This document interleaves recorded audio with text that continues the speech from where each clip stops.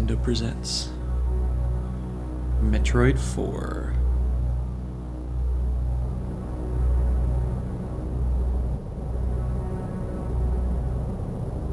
Hello everybody, it's Sephiroth Level 4 for a new Let's Play. It's been a while.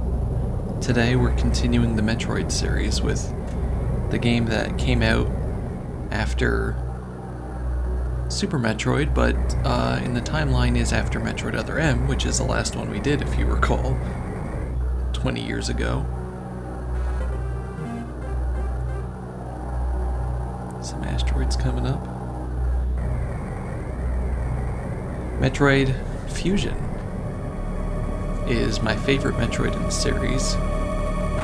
And we died. Hooray. Metroid Fusion is my favorite in the series. And, I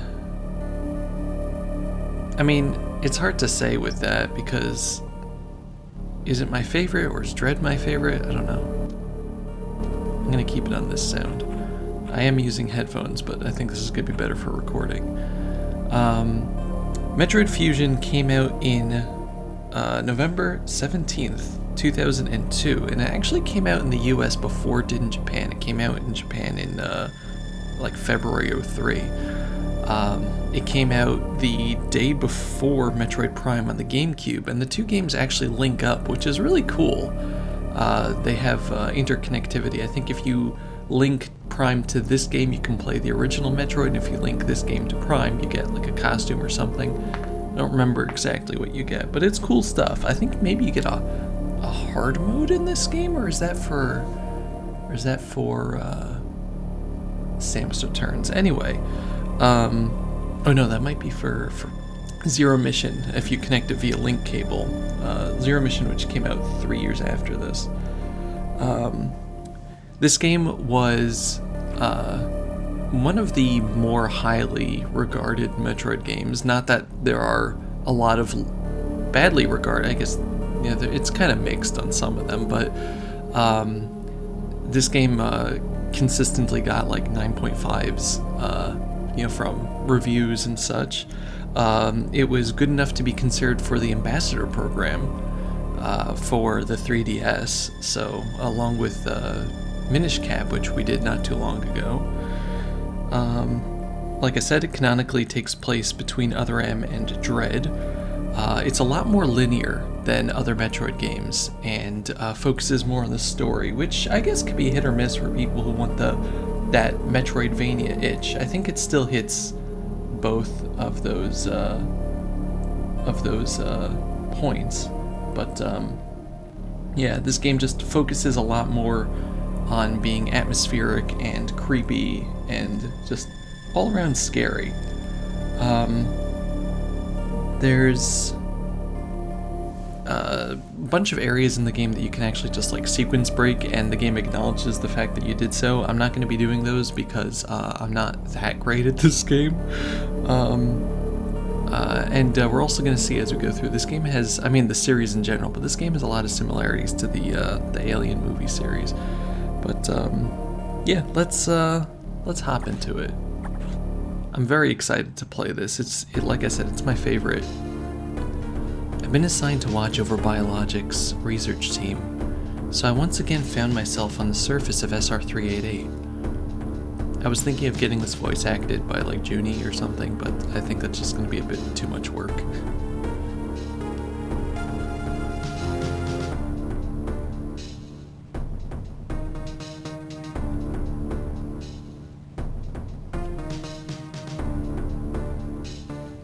Oh, what the heck is that?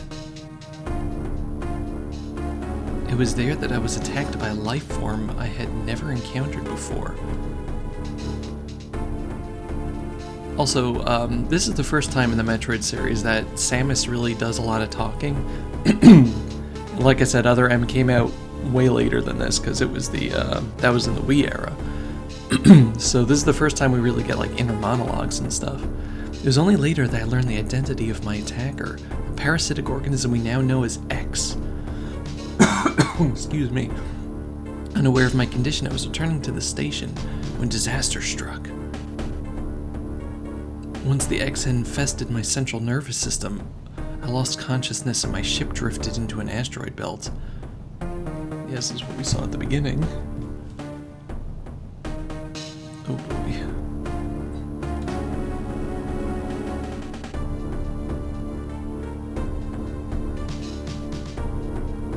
I'm gonna miss that ship. The ship's emergency systems automatically ejected the escape pod before impact.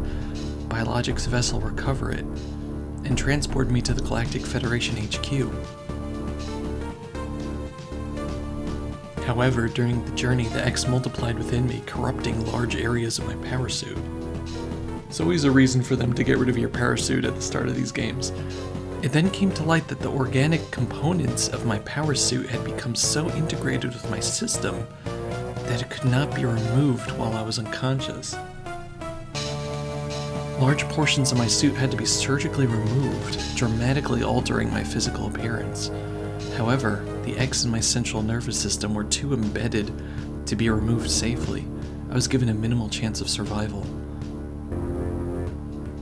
Then, someone found a cure. They proposed using a Metroid cell to make an anti-X vaccine. It seems that the Federation had managed to preserve a cell culture from the last infant Metroid from SR388. The serum was prepared and injected without delay. The X parasites were immediately and completely destroyed.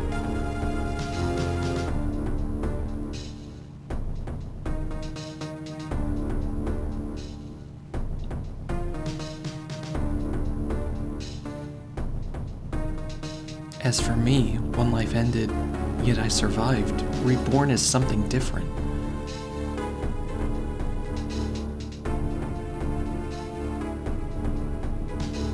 Pondering this fact, I realize I owe the Metroid hatchling my life twice over.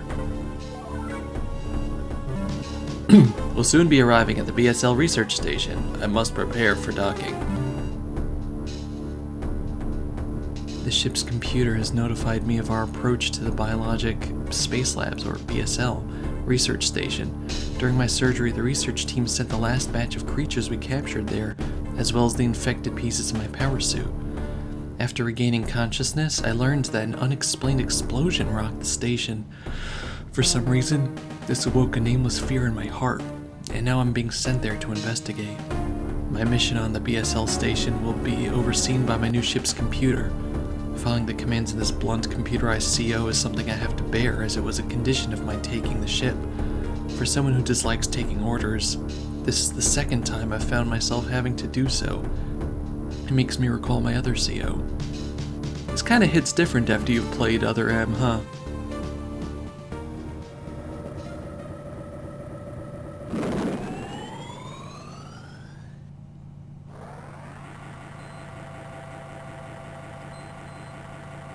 And that's why we got a new ship and a new look.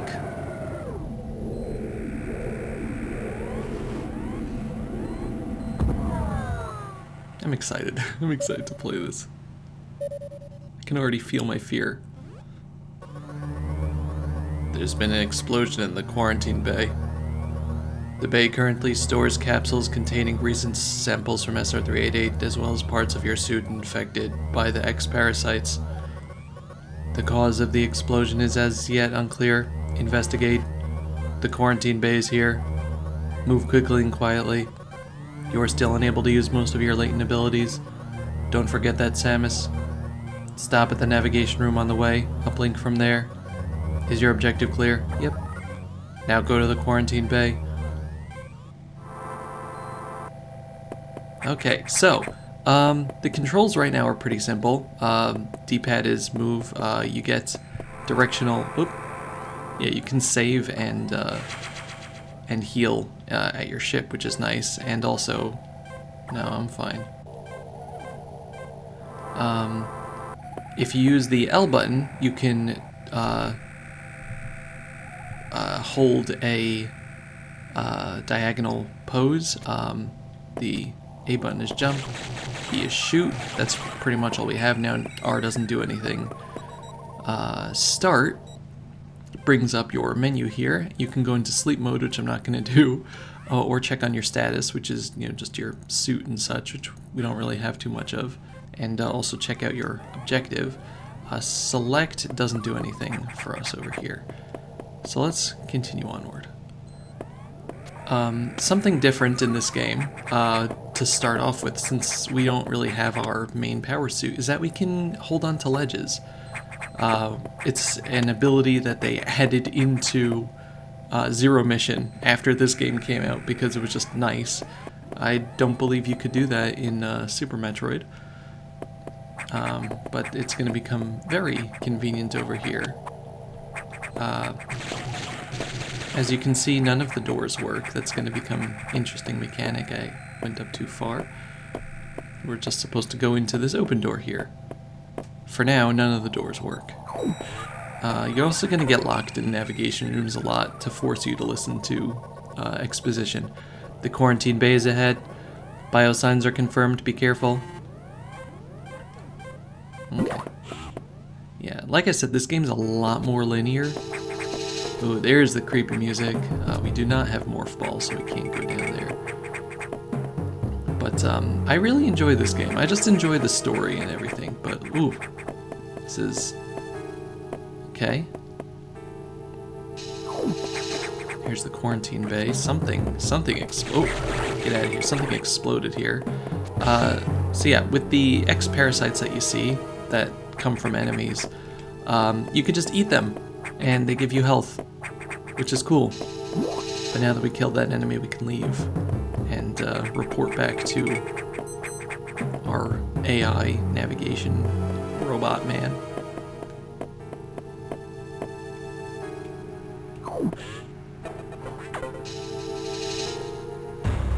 This is unfortunate news. The specimens brought back by the field team were infected by the X parasites. The X can mimic its prey. Any specimen could have hosted it. Before the explosion, the security sensor scanned one. The gelatinous X parasites invaded and rapidly reproduce, killing the host creature. They also absorb DNA and use it to mimic the host. You were almost killed by an X infection. Only the Metroid vaccine saved your life. It seems Metroids were the main predators of the X. That's interesting.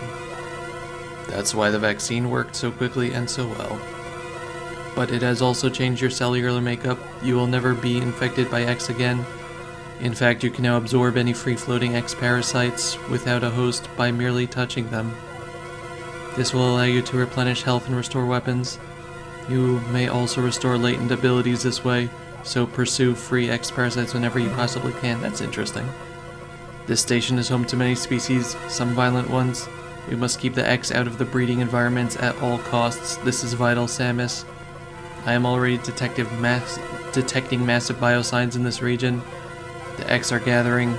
This may be our chance to exterminate them, but you are only at 10% battle capacity. Your chance of survival is extremely low. The Federation needs you alive and on duty, Samus. Is your objective clear? Yeah, I guess so. Now get going. I've released a lock on level 0 hatches. Look for the blinking hatches. Okay. So, as we go through... I'm going to get our regular music now. As we go through, we're going to slowly gain access to the facility by unlocking these hatches. So right now, gray is the only way to go. We can see right there the X turning into an enemy. But I think that this is actually a good point to end off this episode. Next time, we're going to go and investigate whatever is going on over there and see if we can exterminate the X before they run rampant on the station here. Thank you very much for watching. This has been Sephiroth 4 with Metroid Fusion. Goodbye, everybody. Bye-bye.